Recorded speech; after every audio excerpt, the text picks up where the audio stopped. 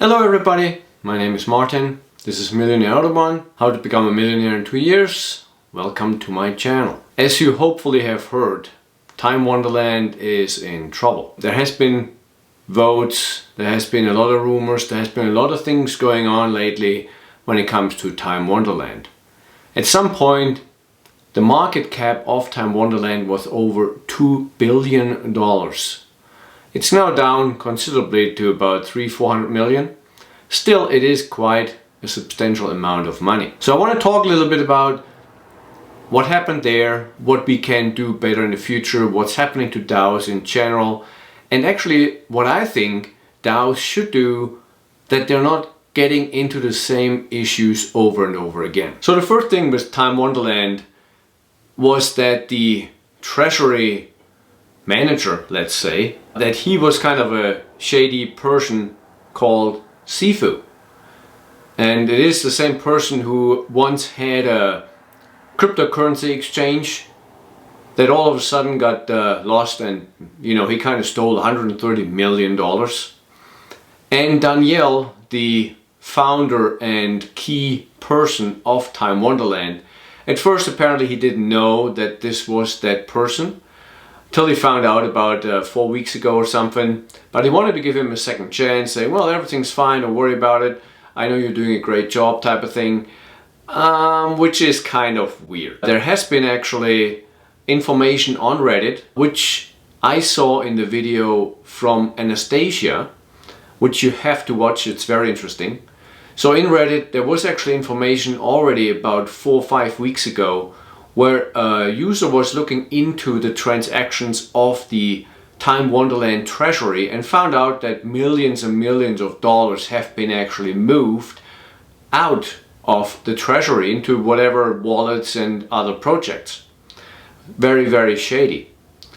However, nobody actually was looking into that comment on Reddit till it was kind of too late. So nevertheless, so what happened then was some votes were given over the last couple of days, over the weekend, on what should happen with Time Wonderland.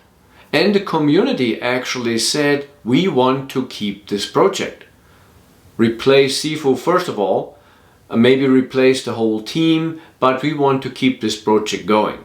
At first Daniele was kind of hesitant, but then apparently he switched around and said, well, okay, I hear you, so let's keep it going, and everybody can decide then for themselves if they want to stay in it or not.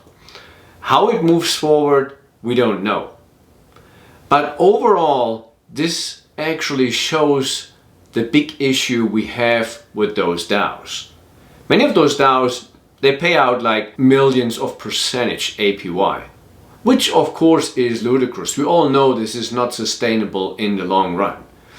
We know how they can actually sustain maybe a couple of thousand% APY just because of all the fees that are paid when doing transactions that are actually going towards the DAO treasury to pay out the APY. So that is all fine. However, I personally think there are some big flaws in the current DAO structure which can be fixed. The first thing I think is there should be a limit amount of how much you can invest into a DAO from the start. The biggest problem I see is there are some whales out there, they might have millions of dollars to play, so they see this new project and they say, oh, this is actually kind of interesting, it has like 100,000% APY, so we could double the money in maybe 20 days or something like that. So they go in, maybe spend $1 million, $2 million into that project, they're rebasing, and the treasury and everybody's kind of happy seeing, oh, we have like a couple of million in the treasury in just a couple of days, and everybody's happy and more people actually spend money into it because of that.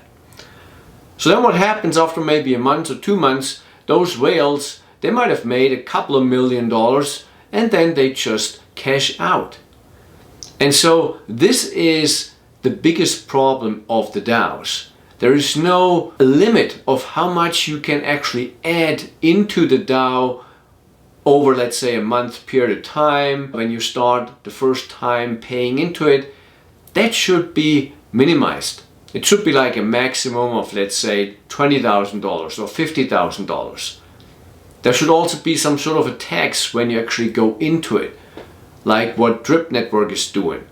There should be a tax that says, well, once you go in there, 10% is actually already going to the treasury that's going to be repaid to the users. That brings me then to the next point with cashing out. There should also be a tax or a fee when you cash out. Like what Drip Network again is doing. When you cash out, you pay 10%. Once you actually swap the token, the Drip token, to Binance, there's another 10%. So you pay essentially about 20% when you get money out of the Drip network. But in addition, which I think is very important, if you kind of whale, once you're over a certain amount, you actually get taxed up to 50%. So it doesn't make sense for somebody to say, oh, I cash out $2 million because $1 million plus those 20% would go back into the community. So there is no way and no fun actually for a whale to go in there and do this type of things that they do in the DAOs. So the DAOs should actually implement the same sort of mechanism. So it will not be interesting for whales, period. It will be for us, for the general small investor who is trying to get ahead in the game and just wanted to make a little bit of money on the side there as a passive income and not have to worry about, oh, this thing goes bust in 2 weeks. I hope the DAOs, that they learn from these mistakes that have been made. And as always, you have to do your due diligence. I'm not giving a financial advice here. I'm just want to caution you that you look closer into this. I have been a victim myself with Time Wonderland and with Ring Financial before. I think what happened with Ring Financial was just the price went down so bad, I guess because of whales or whatever, that the team just got so scared and they went out. They just said, we cannot do this any longer because they got pounded so hard from the community.